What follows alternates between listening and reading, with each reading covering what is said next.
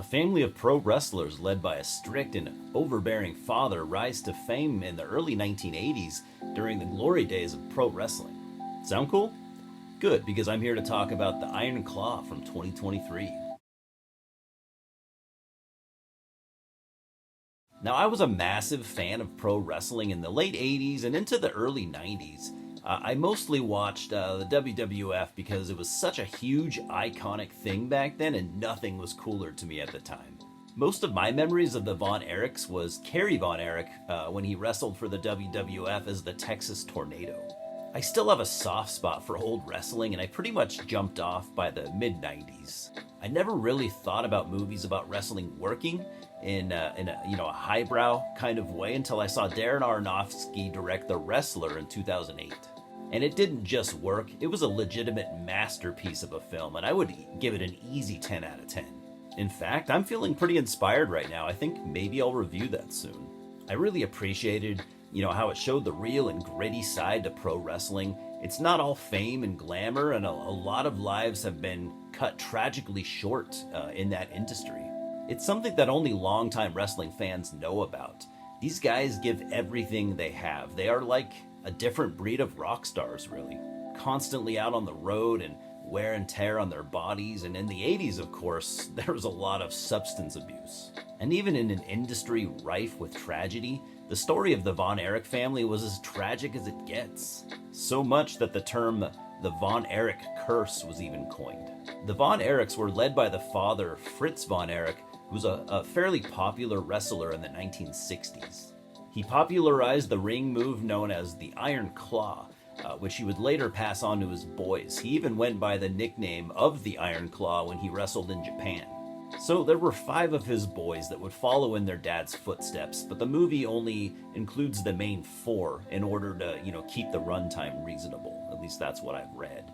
Zac Efron plays Kevin, Jeremy Allen White plays Kerry, and David is played by Harris Dickinson. Oh, and Stanley Simons plays Mike. Sorry, I didn't mean to leave you out. The film was directed by Sean Durkin, an avid pro wrestling fan who had been wanting to, make this movie a reality for a long time now. I was happy to know that this film was in the right hands. Durkin was just the right guy to do this. I wasn't previously familiar with his work. His feature-length debut, Martha Marcy May Marlene, sorry, it's hard to say, came out in 2011, and he had been directing TV series type stuff pretty much ever since then. And I know I've said it before, but I'll say it again. I'm just a total A24 fanboy, and when I saw their name attached to this film, I was just super excited. All of the pieces seemed to fit, and the trailer had me instantly sold. To keep the wrestling sequences authentic, because that is super important, retired wrestler Chavo Guerrero was hired as a consultant, and he also plays the wrestler the Sheik in the movie. That character's not in it much, but you do see him a couple times. Chavo also knows a thing or two about family tragedies, since his uncle Eddie Guerrero, also a former wrestler who died from heart failure in 2005 at the age of 38. The beginning of the film shows Fritz Von Erich wrestling in the 1950s, at least that I assume that's kind of the time period it was. And it's a really cool scene, shot in black and white, as it would have been on TV back then. He's an intense and very aggressive wrestler, trying to make a name for himself and to support his family. He wanted to be the NWA champion more than anything, but he just never achieved it. Fast forward 20 years or so, and Fritz is running the WCCW and training 2 of his sons, Kevin and David, as up-and-coming wrestlers.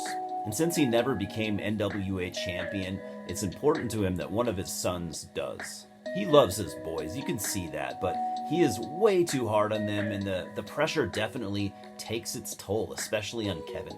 And Kevin is a talented wrestler when it comes to the physicality, but as all wrestling fans know, if you want to be the total package, you have to be able to cut great promos and entertain. You need charisma. And Kevin just didn't have that, but his brother David did. Meanwhile, Kerry was an athlete headed for the Olympics, but was unable to do so due to tension at the time between the US and the USSR. So he goes with his dad's suggestion and joins his brothers and becomes a wrestler. and things go pretty well for him, and he becomes a great wrestler like Kevin and David, and the first act of the film is great. It's got a very happy vibe, and all families have their issues, of course, but you really feel the love that the Von Erich brothers have for each other. I really enjoyed that. They just have this unbreakable bond, and director and writer Sean Durkin really highlighted this. And when tragedy strikes in the second and third acts, it really hits you, and it hits you hard. I mean, your heart breaks for these boys, and you kind of feel it through the eyes of the brothers as opposed to an outside perspective, if that makes sense.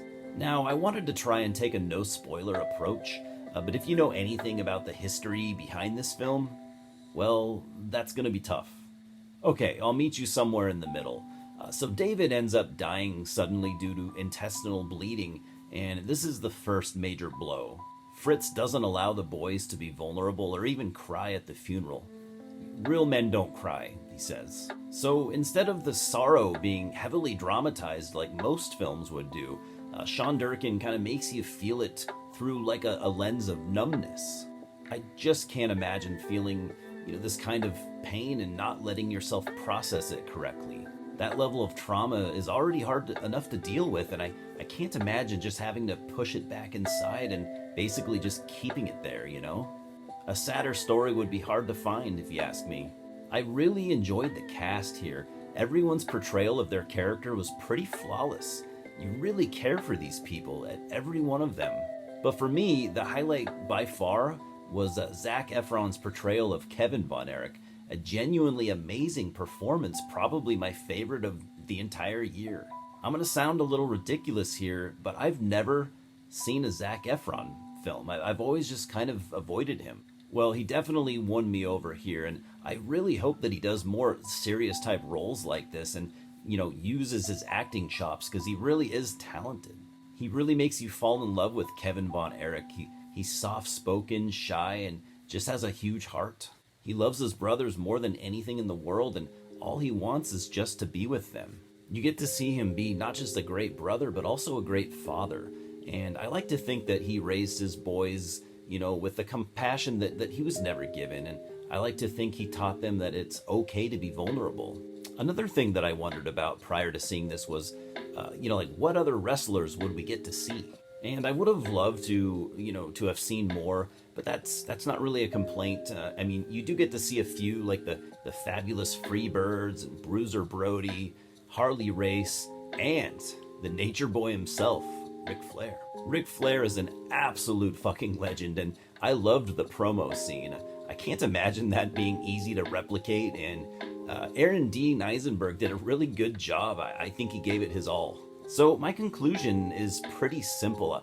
I loved every minute of this film, with my personal highlights being Sean Durkin's storytelling and Zac Efron's amazingly emotional performance. I thought that some of the tragedies were maybe just a little bit too close together, but there's only so much you can do with 132 minutes, and nothing even, remotely drags out. It's incredibly well paced, and I was so engaged and captivated that I thought it actually kind of seemed short. I could easily have watched, like another hour of this film. So I'm going to give the Iron Claw a 9.5 out of 10. It's a masterpiece, and hopefully this wins awards of some sort. Highly recommended. Definitely watch this. You'll be doing it with a heavy heart, but I promise it's worth it. Cheers, guys.